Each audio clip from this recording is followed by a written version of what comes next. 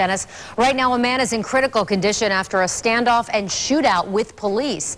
The trouble began when neighbors heard fighting coming from inside the East Tampa home. Our Chris Martinez joins us now with the latest on the suspect's condition. Chris, how's he doing? Well, Wendy, I've been texting with police tonight, and right now they're telling me he was shot twice and he should be okay. What they're still working to figure out, though, is if they caused his wounds or if he shot himself. With cuffed hands and wrapped wounds, Greg Hutchinson was wheeled out of his home on a stretcher. Police cars just outside showing the other end of a violent exchange. Greg is definitely mentally ill. Valerie Valdez says she's known Hutchinson for years and long feared something like this would happen. Police say a standoff started after neighbors heard Hutchinson screaming at his parents in the home they all share.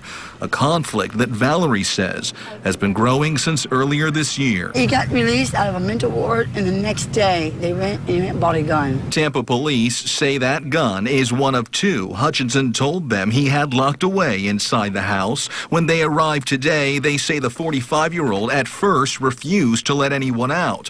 But within a few minutes, he allowed his parents to leave, and that's when officers heard one final warning. You better be vested up. If you come any closer, there's going to be a firefight. Police say Hutchinson followed up that threat by pointing his gun out a window in their direction. 4 officers then pulled their triggers, and they say Hutchinson did the same.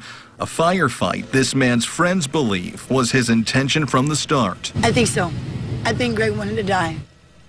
And police are telling us Hutchinson will face 2 charges of aggravated assault on a police officer. And tonight they also tell us they're very familiar with that home where this all went down today. They've responded to 8 calls at that house in just the past couple of years.